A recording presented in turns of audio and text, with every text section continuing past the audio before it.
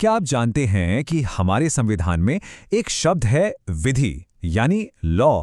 और इस एक शब्द का असली मतलब क्या है, इसे लेकर सुप्रीम कोर्ट और संसद के बीच दशकों तक एक जबरदस्त खींचतान चली। ये कोई मामूली शब्द नहीं है। इसी की परिभाषा पर यह टिका है कि हमारे और आपके मूल अधिकार यानी फंडामेंटल राइट्स कितने महफूज हैं। तो चलिए आज इसी शब्द की पूरी कहानी को परत दर परत समझते हैं। तो आज का हमारा सबसे बड़ा और बुनियादी सवाल यही है, मूल अधिकारों के मकसद से विधि शब्द का क्या अर्थ है? What is the meaning of law for the purposes of fundamental rights? ये वो सवाल है जिसके जवाब ने भारत के पूरे संवैधानिक इतिहास को एक नई दिशा दी, और आज हम इसी सवाल की तह तक जाएंगे। अब इस सवाल का जवाब ढूंढने के लिए हमें सबसे पहले चलना होगा संविधान के अनुच्छेद 13 के पास। पता है क्यों? क्योंकि यहीं पर विधि शब्द की ऑफिशियल परिभाषा दी गई है। असल में आर्टिकल 13 को हमारे मूल अधिकारों का सबसे बड़ा बॉडीगार्ड भी कहा जाता है। तो देखिए, अनुच्छेद 13(3)(3) अ साफ साफ कहता है कि विधि के अंदर कोई भी अध्यादेश, आदेश, नियम और यहां तक कि कोई ऐसी पुरानी परंपरा या प्रथा भी आएगी जिसमें कानून जितनी ताकत हो। लेकिन यहां एक शब्द पर गौर कीजिए, इंक्लूड्स यानी शामिल है। कानून बनाने वालों ने ये नहीं कहा कि विधि का मतलब है, उन्होंने कहा विधि में शामिल है। इसका सीधा सा मतलब ये है कि ये जो लिस्ट दी गई है ये पूरी नहीं है, ये तो बस कुछ उदाहरण है। इसके अलावा भी बहुत कुछ विधि हो सकता है। चलिए इसको थोड़ा और आसान भाषा में तोड़कर समझते हैं। तो विधि में क्या क्या आता है? सबसे पहले है अध्यादेश, ऑर्डिनेंस। ये एक तरह का इमरजेंसी कानून होता है जिसे सरकार तब लाती है जब संसद नहीं चल रही होती, लेकिन इसकी पावर बिल्कुल संसद के बनाए कानून जितनी ही होती है। फिर आते हैं आदेश, नियम और अधिसूचना, ऑर्डर, रूल, नोटिफिकेशन। ये वो ऑर्डर्स होते हैं जो सरकारी डिपार्टमेंट्स अपने काम को चलाने के लिए निकालते हैं, जैसे कि ट्रैफिक के नए नियम आ गए या किसी एग्जाम की तारीख आ गई। इन सब का कानूनी असर होता है। और सबसे आखिर में है रूढ़ी या प्रथा, कस्टम और यूसेज, मतलब समाज के वो पुराने रीति रिवाज जिन्हें कानूनी मान्यता मिल चुकी है। अगर उन्हें कोई तोड़े तो ये कानून तोड़ने जैसा ही माना जाएगा। ये सब विधि हैं। लेकिन ठहरिए, कहानी में एक मोड़ भी है। सुप्रीम कोर्ट ने समय समय पर यह भी बताया है कि क्या चीज विधि के दायरे में नहीं आती। जैसे मान लीजिए कोई सोसाइटी है या कोई क्लब है, तो उसके अपने जो अंदरूनी नियम कायदे हैं उन्हें देश का कानून नहीं माना जाएगा। और अब आता है वो मुद्दा जिस पर आज भी सबसे ज्यादा बहस होती है, पर्सनल लॉ।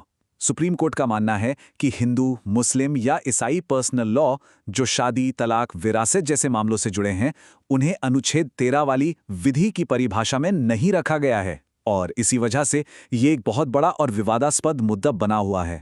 अब हम पहुंचते हैं उस सबसे बड़े सवाल पर, उस एक सवाल पर जिसने कई दशकों तक भारत की संसद और सुप्रीम कोर्ट को एक दूसरे के आमने सामने लाकर खड़ा कर दिया था। ये एक ऐसा सवाल था जिसने शक्तियों के संतुलन को हिलाकर रख दिया। और वो सवाल ये था, क्या संविधान में किया गया कोई संशोधन भी अनुच्छेद 13 के तहत एक विधि माना जाएगा? सोचिए, ये कितना गहरा सवाल है। अगर इसका जवाब हाँ है, तो इसका मतलब हुआ कि संसद हमारे मूल अधिकारों को कम करने वाला कोई संशोधन कर ही नहीं सकती। और अगर जवाब नहीं है, तो फिर संसद के पास संविधान को किसी भी हद तक बदलने की ताकत आ जाएगी। हमारे देश का भविष्य इसी एक सवाल के जवाब पर टिका हुआ था। अब जाहिर है, इतने बड़े सवाल का जवाब हाँ या ना में तो मिल नहीं सकता था। सुप्रीम कोर्ट ने कई दशकों तक इस पर गहरा विचार विमर्श किया, एक लंबा मंथन चला। और इस प्रक्रिया में हमें भारतीय इतिहास के कुछ सबसे यादगार और जबरदस्त अदालती फैसले मिले। ये फैसले सिर्फ कानून की किताबें नहीं हैं, ये हमारे लोकतंत्र के सफर की कहानी कहते हैं। इस कहानी के 4 सबसे अहम पड़ाव हैं। देखिए, सफर शुरू हुआ 1951 में शंकरी प्रसाद केस से। फिर 1965 में सज्जन सिंह केस ने उसी रास्ते पर मुहर लगाई।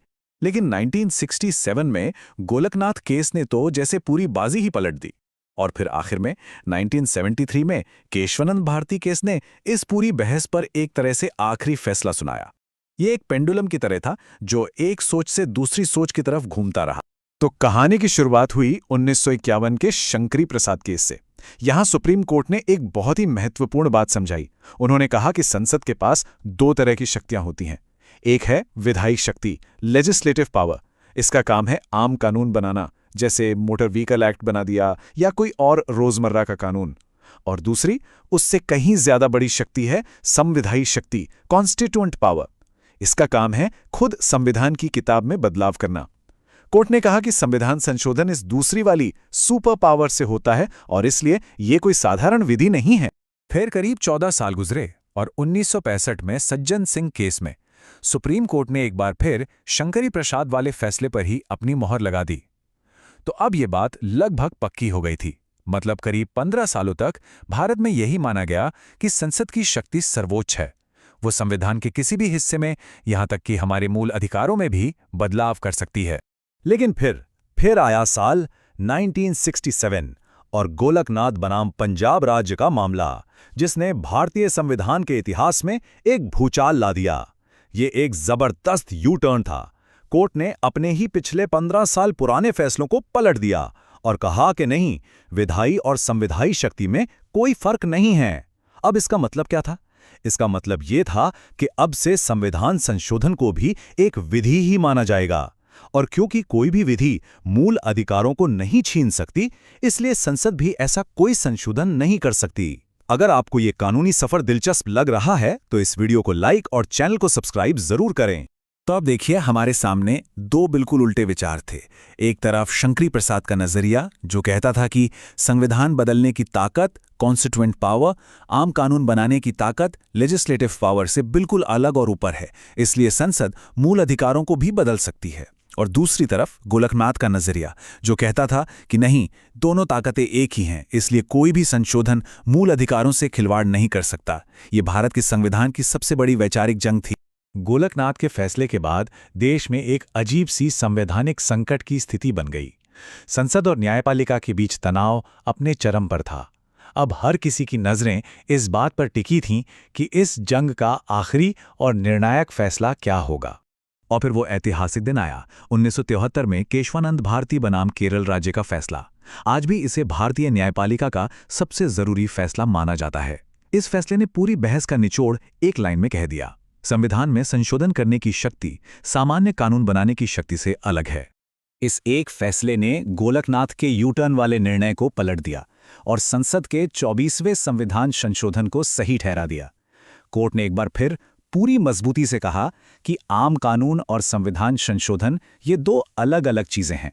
एक तरह से देखें तो कहानी घूम फिरकर वही आ गई जहां से शुरू हुई थी, यानी शंकरी प्रसाद वाले तर्क पर।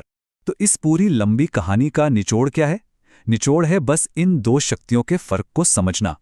पहली है विधायी शक्ति, यानी रोजमर्रा के कानून बनाने की ताकत, और दूसरी है संविधायी शक्ति।